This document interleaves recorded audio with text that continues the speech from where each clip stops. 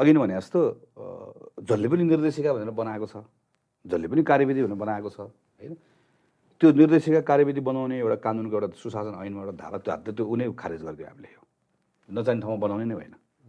जुन कुरामा कानुनले नै बनाऊ भन्छ होइन, जस्तो फर इक्जाम्पल मैले पानीको के अरे एउटा फ्याक्ट्री खोलेको छु, पानीको फ्याक्ट्री खोल्दै गर्दाखेरि मेरो पानीको मापदण्ड कति हुनुपर्छ भन्ने कुरा चाहिँ निर्देशिकामै लेखिएको हुन्छ भनेर भनेको छ भने बनाऊ, अरू कुरा के बनाइराख्नु पऱ्यो।